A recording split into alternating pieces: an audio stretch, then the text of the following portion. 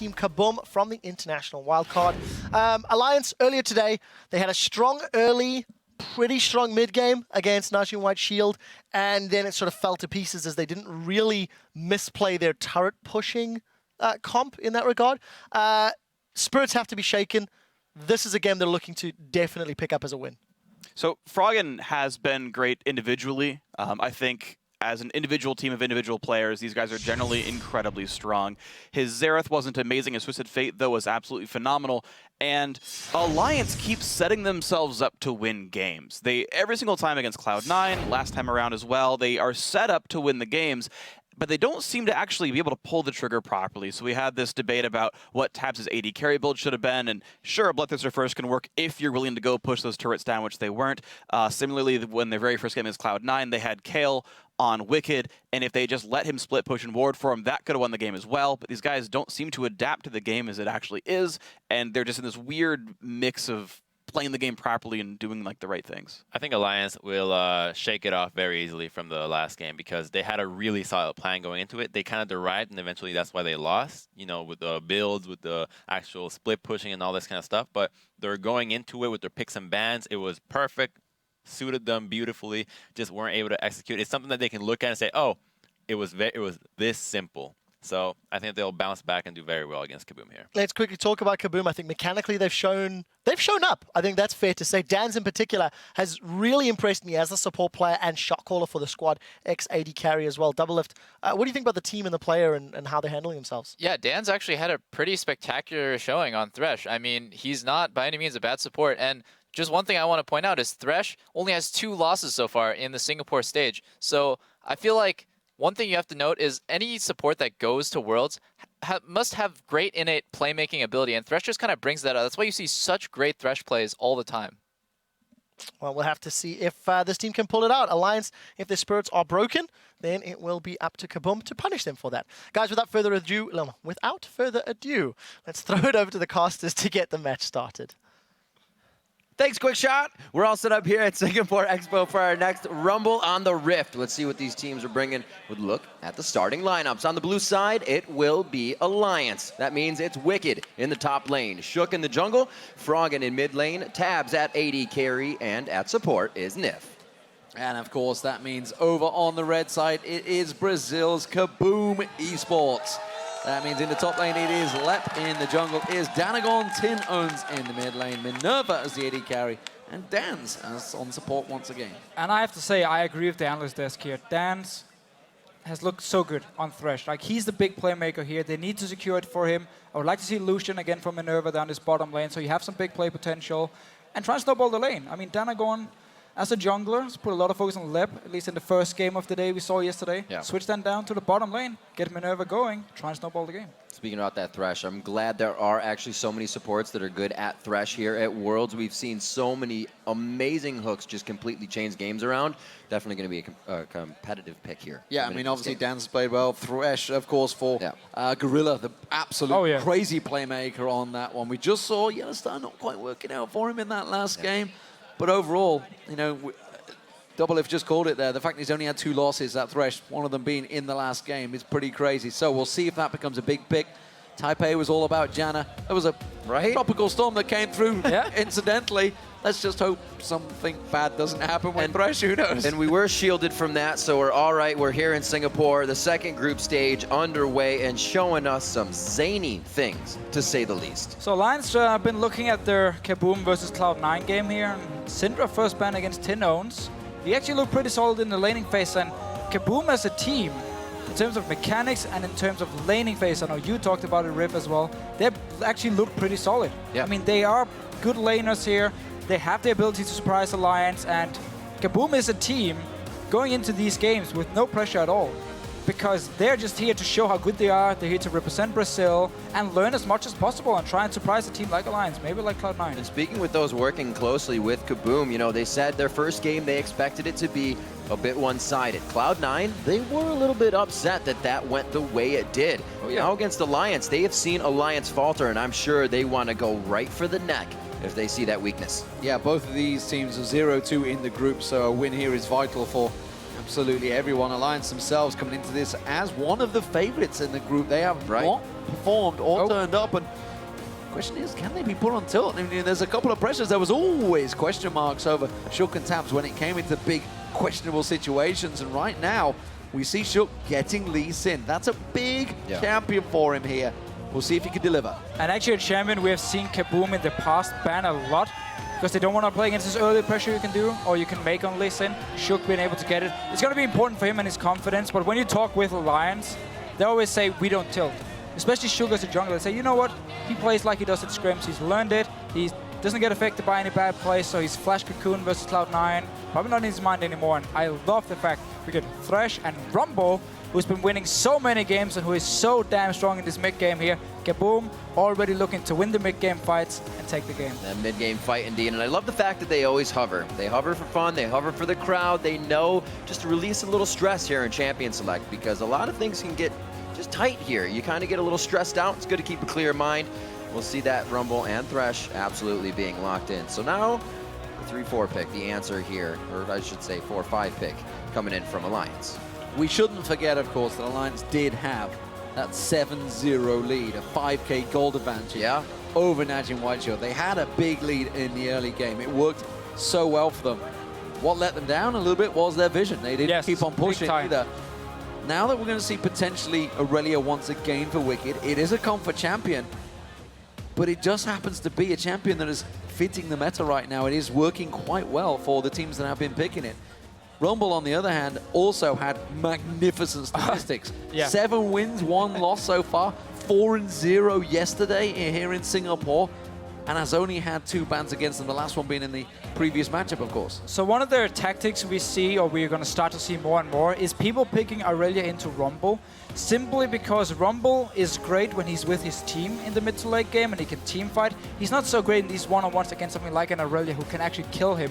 This means KaBuM has to send someone else up to defend against Wicked, and suddenly you have this one-on-one where Aurelia should be in the advantage, and you're going to have a 4 versus 4 elsewhere on the map where Rumble won't really get to shine in these big team fights. So let's see what Wicked can actually do on his beloved Aurelia pick. And team fighting is something that KaBuM loves to do. They are aggressive. Dandagorn wears that as his middle name. And you can see with the fact that they want Jinx all the time, it gets banned against Minerva. The resets are what they want. They want to be in these fights. Kha'Zix, however, played by Dandagorn, allows him to be aggressive, and he did bring that out at the International Wildcard. I'm happy he goes back to Lucian here. I actually liked his performance against Cloud9 on it. Like, solid laning phase, you have a lot of big play potential and a lot of skirmish potential, and once again, mid-game power here from KaBuM coming in. You have the Rumble, you have the Lucian. We're going to have to see what Tin Owens wants to play in the mid lane here. We have seen him play Ahri before. Would actually work great into the comp they have at the moment. Kha'Zix, one of the highest picked champions here at the World Championships. Once again, for Dandagorn, it's one of his most impressive champions. It's the one he's had the most victories on, that's for sure. So we'll see how that works out for him. Comfort picks all round so far for both teams, honestly. Of course, Tab's getting his hands on that Tristana. It seems that Nif, he goes for this Nami. Would be a comfort pick. Kassadin is available. Didn't go well in the last matchup, but this time around, maybe Froggen's hands feels confident, but Fizz was banned against Alliance in the first game of the day. And it's been a champion Froggen has spammed in Korean solo queue, and it's a champion a lot of the players respect Froggen's ability on. When you talk with them about Alliance, they're always like, Froggen, he can carry on Fizz here. And Alliance, they want to have Froggen on these carry champions where, again, give him a kill early on. Shook loves to early gank mid lane. Get a kill onto Froggen and let him take control of the game. Let him just destroy the enemy team. Fizz is a great pick. You snowball into late game, you scale really well, you can one-on-one, you can also team fight really well on the Fizz. Alliance right now is just setting up for 1-3-1. You have Tristana sitting in the mid lane, static shift, Janna there for disengage, then you have the Lee Sin who can roam between the lanes, and of course Wicked and Froggen are going to be so strong in one-on-ones. I was just going to say I'd love to see an Orianna, but with the Fizz pick we probably won't. That's a really tough lane, and looking at the team as well, it's going to be hard to hit a shockwave on any of these guys as they're hopping in, out, jumping left and right. That's a risky pickup, but it is something that Tin Owens likes to play. So KaBuM is putting full focus on 5 versus 5 team fights on their side here, but Alliance, if it's going to fit their style, they're never really going to be grouping up in a 5 versus 5 team fight. They can just split up the map constantly, focus on split pushing. Because look at KaBuM's side here. Who's going to stop Aurelia? Who's going to stop Fizz? Nobody. They're going to have to group as a unit, push down, force Alliance to come back and defend their towers or objectives, and then take the 5 versus 5. It's going to be interesting to see whether Alliance decide to turn some aggression in this game, because they've been fairly passive. Despite the great start they had, they were finding picks, of course, against Najin White Shield earlier on today. They went back to that passive mode, which, of course, they played against Cloud9 yesterday.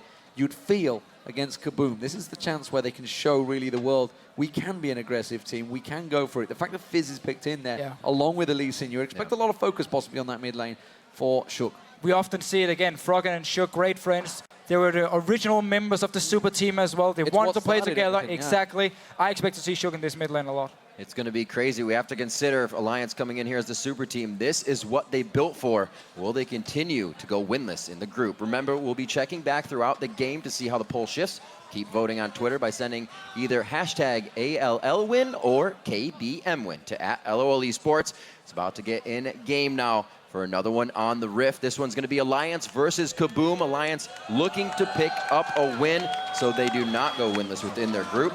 And they are on to the Rift. It's going to be Alliance on blue and KaBuM on the red side. Yeah, one of these teams will be leaving the halfway stage winless. Who will it be? Alliance or KaBuM? Representing the Brazilian international wildcard team. Qualified, of course, over in PAX. They were an unusual qualifier. Nobody expected it. They were technically the 3rd seed in their region, but they came up trumps when it counted to make it through to that final. Of course, beating PEX over in PAX to the North American. PEX, it's easy to mix up.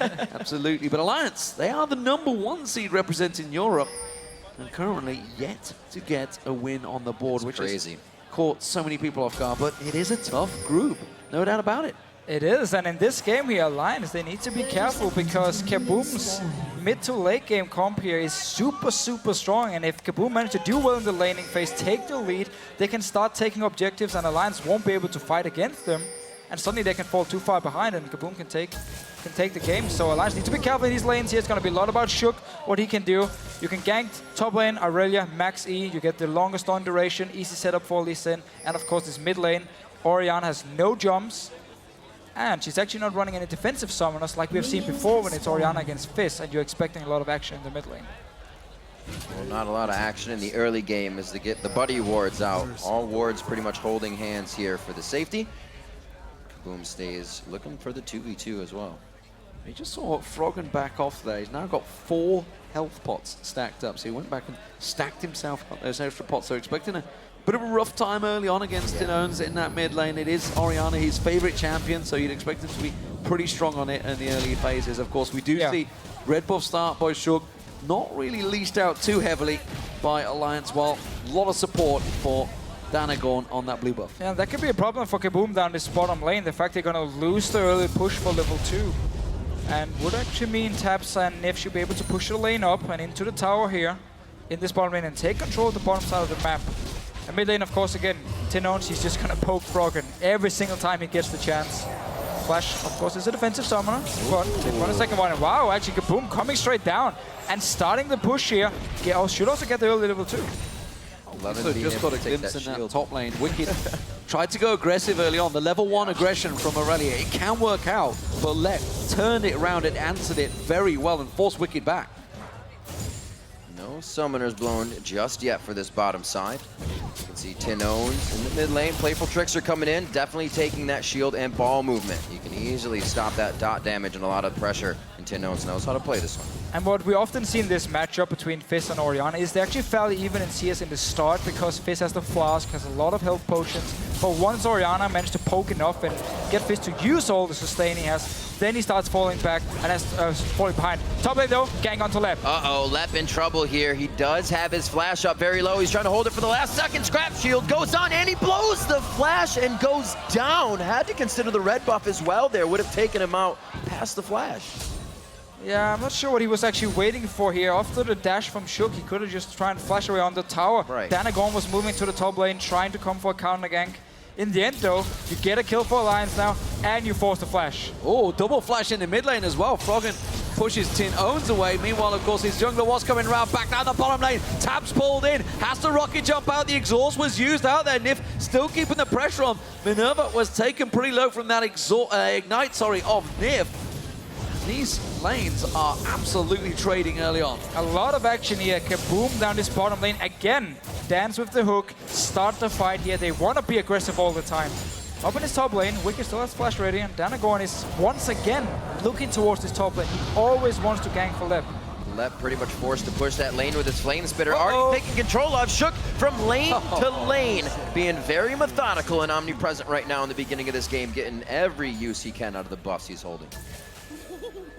This is the Shook we were expecting to see, the Shook that, as of yet, hasn't really appeared in this tournament. Now that he is on League Dead, he's of course one of the few Europeans that do very well on that champion. We'll see how he delivers. This is absolutely his time to shine. Tabs in his bottom lane. Had to burn that heal early on as well as Nif's ignite, so there is still the flash and heal available for Minerva, so can get out of that sticky situation. But once again, we see Tabs and Nif putting pressure, pushing them into the tower. Yeah, again, they did actually lose the fight for level 2, even though they didn't actually really reach the red buff, and KaBuM did. But that's one of the powers of Lucian coming down and just instantly push lane. And also because Minerva and Dance, they like to play aggressive in the lane. And we see Tin Owns warding bot, but it's Shook. Mobility boots top already. Back to make plays, back to take that flash down from Lep into consideration. And really using the early power of Lee Sin here. He is going to be stronger than the Kha'Zix, and he wants to keep ganking, snowball his lanes. He's going to walk in, Flame Spitter running. Wicked wants to take damage and hard get this to bait him. Yeah, he's trying to bait him in, trying to keep that Blade Surge going, trying to show that he's using it. There's the kick, going to land on towards him, but I think Lep might be safe on this one. You can see he's going to try and get away. They're going to have to tower dive, and they will go for it. They have enough damage. Wicked taking too many tower hits. He just about gets away. Shook will be able to walk off as well. And again, the gank on the top lane is successful. And Danagorn is not there. I mean, he keeps walking up to the top lane when Shook is not there, and then he walks back to his jungle to farm, and Shook finds an opening in the top lane. If he had been there for the counter gank this time around, easy pick up here for him. He could have killed Wicked, probably also killed Shook, but obviously that's easy for us to say because we can see the entire map. Good in and out coming from that. Lep being hit pretty good. Still has the equalizer, but it is going to be quite diminished. Already Wicked at level 6, Lep still 5, so there's going to be a lot of harass coming in that top lane. Froggen and Tin Owns hitting 6 at the same time here. No chum the waters there, but that is the in and the out. Fizz always playing the back and the forth in this matchup versus Orianna. It's quite just makes you want to pull your hair out. 6 minutes, actually almost 7 on the clock. Oh wow, going for the dive on this one. Thinking Playful Trickster out, and that is the utility and damage that they bring. I said it was going to be a hard matchup because they're all just going to be jumping around. And this is a very early dives from Alliance, but they want to get the kills on the solo laners. Froggen now did manage to get the kill, Shook picked it up, but he can now go back to base, buy his items, don't have to care about losing any CS because they just managed to kill Tin Owns anyway. Oh, Wicked feeling confident now. He's already burnt everything from Lep, and now he's just pumping out of the lane. Equalizer turned around, I think almost in frustration from the Lep there as he overheats, and Wicked will just back away. He's building up towards that Frenzy Force. He's confident in that lane matchup now. Yeah, but that was a great turnaround here by Lep. There was Wicked couldn't dash away from it. She actually had to flash to get out of the ulti from Lep, so nice play here. Forcing the flash. Let's see if Danagorn can actually use this opportunity. No flash on Wicked, no flash on Froggen in this mid lane, just for a few seconds. That's going to be hard to punish. So the blue buff trying to be used to whittle away Froggen in this mid lane so he doesn't have the aggression to just go under the turret once again, and out with Playful Trickster. Danagorn really being shut down by Shook here. He's been all over the map and has not been able to apply from Danagorn's side the pressure he wants from Kha'Zix. Trouble is brewing in that mid lane. Froggen out farming Tin Owns considerably, considering it is an Orianna Fizz matchup on the first 6 levels, now just hitting level 7. Bottom lane also starting to put some pressure down and forcing them away. We did just see Minerva's gone back, get himself that BF sword. There's the blue buff for Froggen. And that's only going to spell yet more trouble, I feel, for this mid laner on Tin Owns. Danagorn getting this red buff, needs to get involved in these ganks that are happening. He's trying, but he's just a little too late to the party. This time around, Shook spotted by the ward, and he's going to go face-to-face with Danagorn. Oh, the dodge out. Very nicely done there. Will he be able to get himself in? Oh, a little too quick of a kick there before the resonating strike comes in, so he can't finish the damage in the end. He kicks Danagorn away. But still, Danagorn, he just came out. Now he's forced to go back again, creating zero pressure for the team. 201 Shook, really putting his foot down. Still staying towards the top lane, see if he can catch Lep in an aggressive state. As you see Tinones, he does not want to get close to Froggen right now. No, and we just again see Shook using this Lee Sin early on to win the fights against Danagorn, to gank the lanes constantly. And Danagorn can only come in for a counter gank. He can't go face to face with Shook at this point here. He needs more time. He's going to outscale him, but that's going to be, I mean, 10 minutes, 15 minutes in the future, which might not be enough for KaBuM because Alliance at the moment are just snowballing these solo lanes. Oh, Wicked just dashing in, getting a quick basic attack onto Lep and going straight out before Lep can turn it around. Danagorn again is close by. We'll see if he decides to go there. Good culling coming out here. A lot of damage on Nip there. That's going to force him low on this turret. There's a big minion wave as well for KaBuM, but they've got no support because Danagorn's trying to help out the top lane. Well, for now, he's actually just sitting back to farm because the lanes have been able to stay alive for the last few minutes. He is ahead in farm compared to Shook. Let's see what happens around his mid lane. Danagorn is here as well. Ultimate again. They're looking to get a refresh on that blue buff from Tinones. A nice double shockwave to bring in Froggen and Shook, and it will deter them a little bit from re-engaging. In that one, Lep very low in the top lane as he overheats.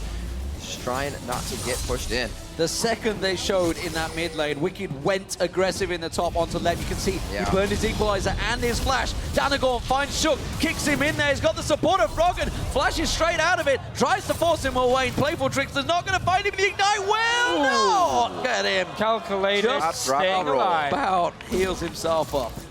Just managed to flash out here once again, though. Every time we see the two junglers meet each other, Shook has the advantage, getting all the damage on Danagorn and forcing him back to base, back into his own jungle. And Alliance continuously looking to push this. Shook, Sightstone immediately with those boots. Been putting down some deep wards as well. And we just look at the lanes. What damage has this done? The discrepancy, gigantic towards that top lane. Minerva doing what he can in the bottom, though, to keep the pressure up. Yeah, the way back in the game here for KaBuM is not to keep going with these solo laners for the entire game long, because they're falling further and further behind. Aurealia's going to be stronger and stronger, and so same goes for Fizz in these one-on-ones here. KaBuM, they have to try and force objectives. Rumble has Haunting guys and ulti up soon. They could go potentially for a Dragon here and see if Alliance want to try and contest it, and then use the Rumble ult to win the fight. Taps making sure he doesn't get tagged up there. The culling comes through once again, gets interrupted nicely by Nef with that Howling Gale. This time around, Danagorn was nearby, but you can see there's a ward that actually spotted him in and around that blue buff area. I think it's just timed out, but they knew that he was heading, which is why they're playing a little bit cautiously this time around. Good pressure from KaBuM. They may just take the first tower of the game here. Minerva would love to get that. Maybe have a lane to farm it for a little bit. Up towards the top lane once again. This is definitely a diveable thing. Transcendent Blades coming out from Wicked. They kick him up against the wall, and they are going to take down Lep once again. It is so hard. I mean, the guy is almost standing at his tower the entire game long, and yet Shook can just walk up, dive onto him. They're going to need some wards if they want to spot the dive, so Danagorn can move up and try and counter-gank it. Otherwise, abandon the lane. You're losing it. You keep giving up kills now. Yeah. Try and go for an objective. Go down towards they're going to go Danagorn. They're going for Danagorn now. They can't get too close. They may be able to land the Sonic Wave. No, not quite. Tries to go for a blind swing and a miss. But they're going to get forced away here. In comes Lep. Can he come around? A good equalizer may be enough if they can catch it down there. It does separate them, but it is going to be a quick back off. Look at this, though. In comes Froggen sneaking in on the side. Always going to back away. Wicked really is keeping Lep on his toes. It's constantly looking for these fights here because they know they are so strong. Teleport was used by Lep up in this top lane as well. Danagorn staying around. And Dance wants to join in as well. After they got this bot lane tower, KaBuM can look to now switch their dual lane, maybe up to the top side and try and go for another tower. Wicked been a bit more vocal lately in the fact that he, as he does well, he makes the calls for the team, feels a lot more confident, and the team themselves feel more confident going throughout the game. So getting him early, or getting him going early rather, is a plus for everybody on the map. So far the pressure has been to the top side, and like you said, Danagorn to be pressuring for Minerva, pressure for the mid lane, get those guys. I actually like the KaBuM idea here of sending Minerva to this mid lane together with Tinones, because Fizz doesn't have a lot of safe wave clear. He has to jump into the minions, and he will take a lot of damage if you do. if he does so, which means KaBuM can actually push down this mid lane, get some damage on the tower. Seems as though Froggen is not going to be interested in staying and defending. He wants more action in top lane. Well, the ward will spot him, but you can't stick around, buddy. If there's a fish coming up out of water, you need to run the hell away. Currently, though, Wicked, with the help of Shook in that top lane, just give him so much confidence in that lane matchup right now. He's just bullying that every chance he gets. Blue buff given across to Froggen. He hops, skipping a jump away. In this bottom lane, they've gone a little bit far here. Dance is going to try and cut them off. It is just Tabs that's having to back away. Didn't have a great deal of vision in their own jungle right now. But this is some very good deep wards from KaBuM, because they're setting up for the mid lane push, and at the same time they're setting up for a potential dragon, because they have these wards behind the dragon pit now to spot a line if they want to try and contest it. So I actually like the deep wards they're placing now. They just need to use them, try and apply some pressure on this mid lane, or go for this dragon here. You have the Rumble pick with the Haunting guys. Definitely a possibility. Good wards coming out from Froggen and the rest of the team. Deep wards coming in from KaBuM into their jungle side on the red. Power spikes really coming out of the side now of Alliance. We see a bit of that Lich Bane being built up here by Froggen. But Wicked, Triforce already finished just about 14 minutes in. That's scary, scary stuff. Already was such an early Trinity Force. Oh man, I feel for the top lane left. Seconds out, round 4, it could be coming. We see once again Chug heading in there. It's Tabs that's going to have to get out of the way. The culling now from Minerva and forces him away. Tabs having a little bit of problems down there. You can see he's falling behind in farm. Of course, he is in a tougher lane. Minerva being strong on Lucian early on. That ping ward battle is going to be won out as well by Dance, protecting it, if not able to get close enough. But the movement all seems to be towards his top lane right now for Alliance as they group. And it is pretty crazy with this bottom lane from KaBuM. I mean, Minerva was actually recruited as the support, while Dance was the AD carry and the shot call at the same time. And then they decided to swap roles because Dance could use, I mean, he had a better view of the game. He had obviously the ability to make big plays on a champion like Thresh, and then he could shot call from the support side, and then Minerva could be the AD carry. And he hasn't been an AD carry for long, and yet they're actually performing really well. Down this bottom lane 2v2, pretty much every single game they've played. Nif starting to get his roam on a little bit. Also, pink wards for him so they can start moving them up. Minerva wanting to put down the aggression. Buster shot immediately from Tabs. He doesn't want to be taking any light bringers, especially that Ardent Blaze for Minerva to stay in range. He's taking a lot of minion damage right there. That is actually a very good use of ulti from Tabs, because there's not a lot of life steal. It's only the Dawn's Blade for Minerva here. So get him low, use your ulti every time it's off cooldown, just to poke him down, and you should be able to stay in the lane and potentially go for a kill later on. Swing and a miss from both Shook and Dance there. Froggen looking to try and get himself rolling. Has yet to find that kill. Of course, got just that assist earlier on, but keeping up in farm with the Orianna is not a bad move for Tinones. Doing okay. Wicked sidestepping once again. Not managed to land that leash on towards him. He's going to continue farming, of course, now.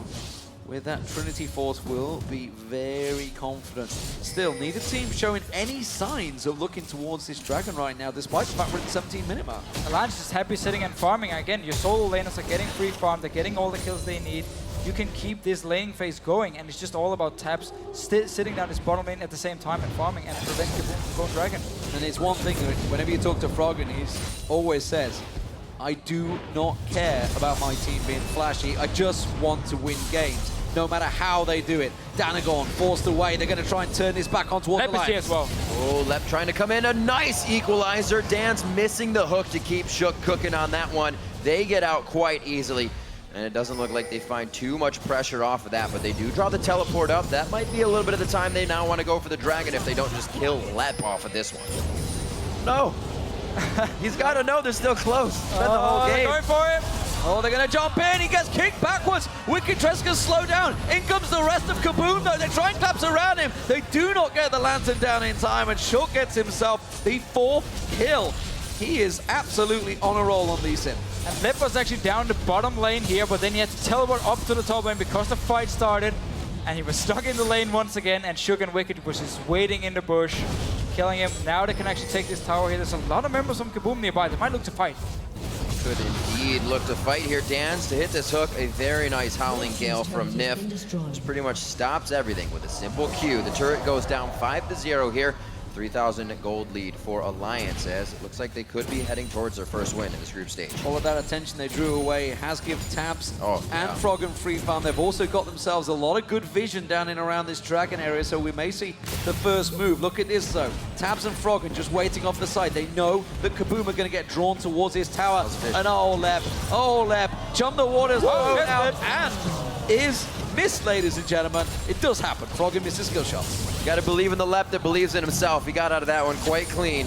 Looks like he's going to try to make plays with the team here. They are down there. Great moves from Lep because his teleport's down. Everybody's down and ready for the Dragon to fish out. And now they're grouped 5 members here. Doesn't seem like they actually want to go straight for this Dragon. There's a lot of wards around the area from Alliance already. But KaBuM, you can't really go back up to Wicked up in his top lane. He's going to kill you one-on-one. You have to try and force something as a team. And a Hex Drinker now being picked up by Wicked as well is going to cause problems. Like you said, nobody can deal with him right now. He's just going to keep on split pushing, keeping all the problems on him. And KaBuM maybe going to try and create a play here. They catch Shook out. This would be some good gold. The kick on Danagon. He tries to jump away, but he will be taken down. The first kill for KaBuM. Such a nice play here by Dance, interrupting the safeguard from Shook. He couldn't get away and just managed to pick up the first kill. Again though here, Lep walking around this mid lane. Seems like they don't want to go for Dragons because Minerva is actually sitting in this top lane here defending against Wicked. 2-man defense coming in from Tinones and Lep in the mid lane. They're going to throw down the fire. And they're going to get that cleared out nicely. Alliance not really looking for too much right now without Shook on the map, who's really been a playmaker this game. 4-1-1. Definitely a switch up from the Elise play we saw on day 1. I also have to say, I really love all the support people are giving to KaBuM. I mean, we had yesterday on Twitter where people were with the hashtags as well. I mean, even predicted to win the game here. I mean, they have so many fans. I was looking at Reddit, people are putting posts up saying, let's all support KaBuM here. And they are a really likable team. And I like the fact here, they're really trying to give Alliance a fight. They said themselves they were not very happy with the loss over Cloud9. They felt they could have won that one. And you know what? If you look at the game, maybe just coming out of lane phase, there was a possibility where it could have turned around for them. Yeah. Alliance have to back away from Dragon. Not going to go for it here. Shook is there, but the rest of the team not quite on the same page. Yeah, Alliance is waiting to see if they spot Minerva up in the top side. They do actually got the ward.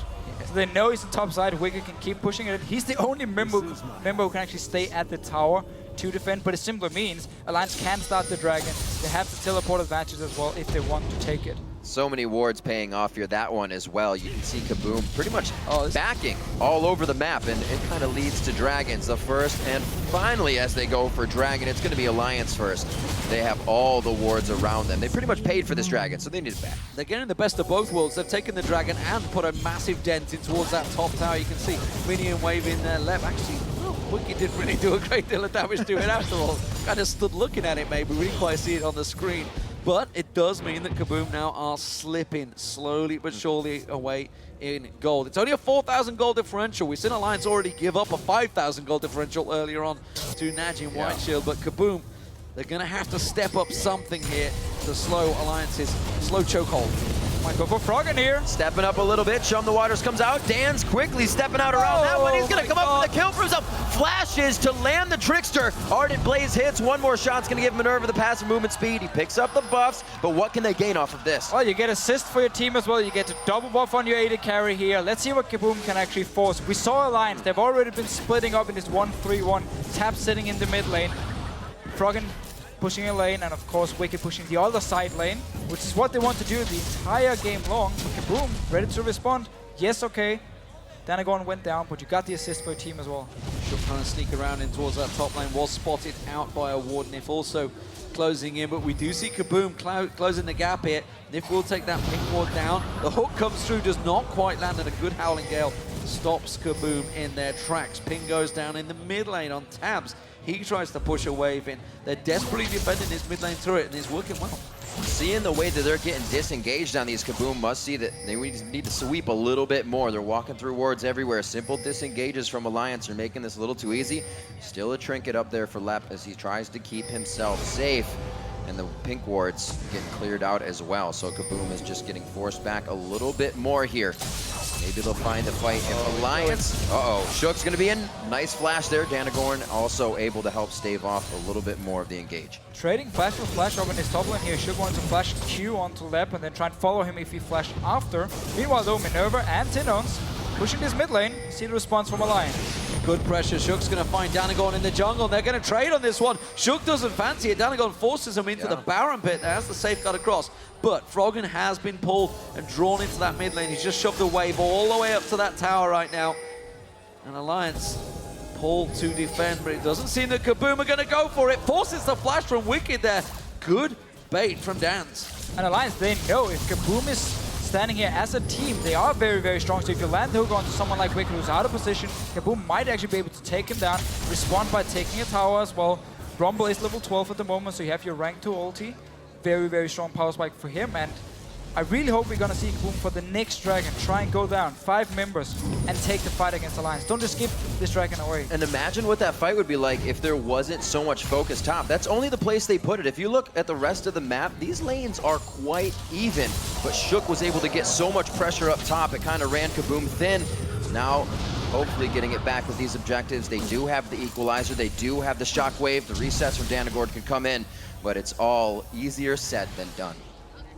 Froggen is back in his mid lane, hasn't quite completed that Zhonya's Hourglass, just waiting for his moment to back off, but it does buy yet more time for Wicked to continue his pressure, and his seemingly lane buddy right now, Shook, is alongside him. Don't think they're going to be able to get this red buff stolen away. Will back off, and again, Wicked popping that ultimate. Equalizer goes down from Lep there a little bit early on that one, tries to slow Wicked in his tracks, and the rest of Alliance are happy to collapse here. They're going to find on towards Dance. There's the kick in towards the forest. Will try and lock him up, but he does get away. Tries to turn the death sentence back on him.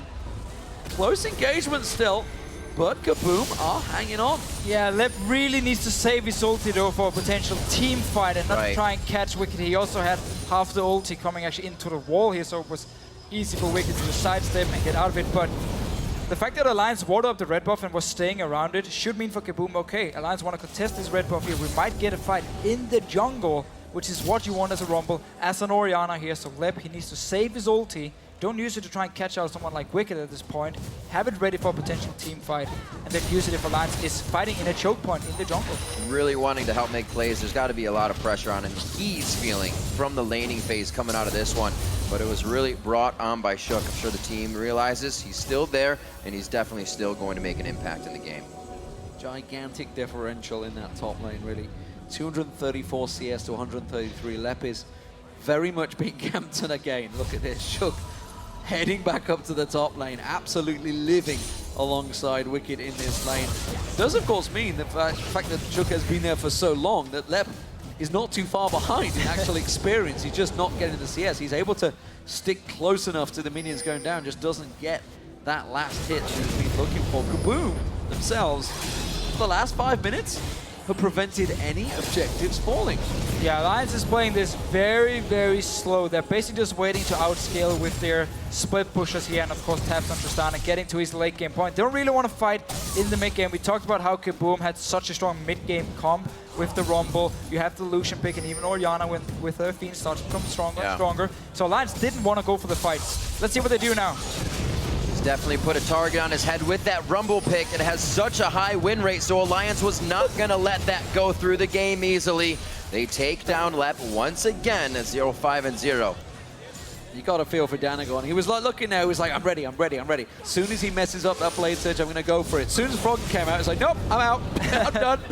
You're all on your own there, Lep. It does mean, of course, that this defensive unit is going to be tricky. In goes Froggen, feeling confident. He's got that Zhonya's Hourglass completed.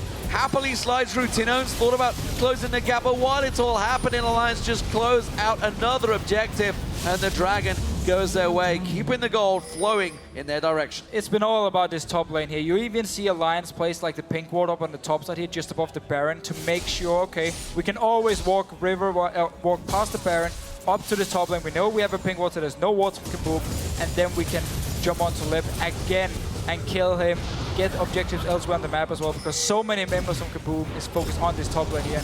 Poor Lep, he's really been in trouble, and man, double Danish.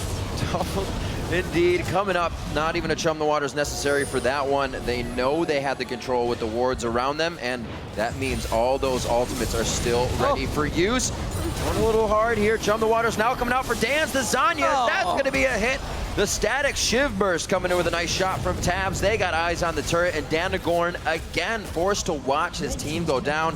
28-30, one of the first second-tier turrets taken down. And finally, Tabs actually joins the action here, just walking up, last hitting, getting his first kill. He's just been farming pretty much the entire game long. Here's what that's called, kill secure. Don't worry, Froggen, I got you covered. I'm gonna save you with this last cannon shot. So, Tinones, Shockwave so close to catching on towards him. Wasn't quite there, not the Shockwave, sorry, Sonic Wave.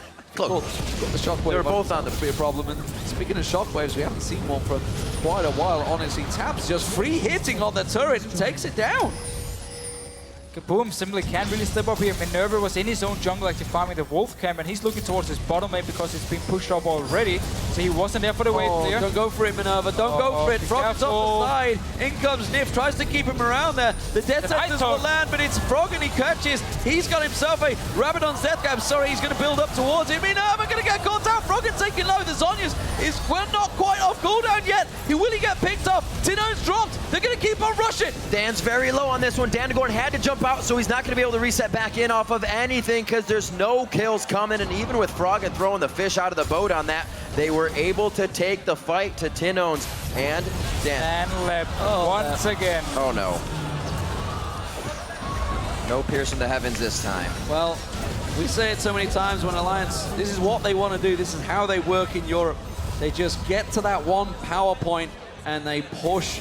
Absolutely. And suddenly, KaBuM find themselves down 2 outer turrets. And this is where it all started. The hook on Froggen, not really the mid laner you wanted. He's a slippery one. They get some damage on him. Then Minerva actually dancing around here, dodging the fish as well from Froggen, but the rest of Alliance is able to join in.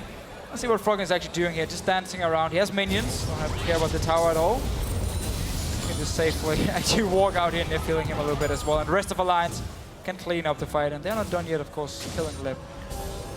So Alliance now clearing out all the ward coverage in and around that Baron. I'm not sure that's their target. It may well just be a little bit of bait to draw them in. Good call in from Minerva once again, finding his target, finding the back of Froggen. A little bit of bait as well, it seems, by the sounds of it. Trying to taunt him out, but KaBuM, they dare not go in that jungle right now. They have pink wards on the outskirts, but Alliance have it completely littered right now. But you can see how teams actually respect KaBuM a lot here in the way they play. They don't just like go over aggressive 24/7 in the game and want to finish it in 20 minutes. They're actually respecting the power spikes of KaBuM. They're respecting the 5 versus 5 power they do have. So Alliance has just been taking it pretty slow, making sure they can get this win here and don't have to risk KaBuM coming back in the game. Well, someone it is coming. Is Danagorn going to try and sneak around the side? Can he get close enough to try and jump in? No, instead forced away. Shook takes down the Baron. And Alliance secure yet another objective. They're now 11,000 gold ahead in this matchup and looking very strong for their first victory. But how much do they really take from it? That's the question. This was a win that's expected of this team. It's the other wins they need. And at the halfway mark, being 1 and 2, not the position I think they'd be feeling they'd be in. Let's not count them out just yet, but it is looking very strong for Alliance here. Something that we've been seeing from teams as well, NA and EU, because all the other teams are pretty much putting their foot down when they have this big lead, is will they decide to close it out or do they go slow? Give other teams a point to find weakness. And seeing them pushing too hard, they've been happy to stay on the outside. Like you're saying, Deficio, they're definitely respecting that power, but they got to find a way around it to start ending these games as well. All the way around it is what they're doing now. Once again, Froggen and Wicked in each side lane, push it up here, taps in his mid lane, level 16, has a long range of Tristana already, and just push down every single tower. Maybe even go for a dive around. Froggen was showing himself, but now they just take the tower. And once again, want to go for any aggressive tower dives. They're going to be careful nobody gets drawn too deep against Wicked. He's looking to pounce right now. Splitting off, all 3 lanes being pushed up by Alliance. It's going to draw KaBuM away from one of these inhibitors. The question is, which one will it be? Danagorn just about avoiding the Sonic Wave, and Alliance, they find themselves the top turret. The bottom turret's also being pushed. Wicked's getting the damage down on that one, and KaBuM are being pulled from pillar to post. They have minions on every lane on the front step right now. Like you said, stretched very thin. 33 minutes into the game, Alliance looking to put the nail in the coffin here, possibly. Aurelia on the bottom side, and it's going to be actually Tabs taking the top side to himself. Still just pushing every single lane. Might go for Minerva here. Oh, Jungle would have pulled in. Good landing though. Follows on Minerva, doesn't matter. That's the inhibitor turret going down. The top lane is also going to drop, and suddenly Alliance find themselves in an exposed KaBuM base. This is exactly what they need. Just get down the first few towers, go towards the inhibitors here, open up the base. Wicked. It's not done down this bottom lane. Not at all. Too strong to be done right now. 296 to 164 in that lane with the constant pressure towards left.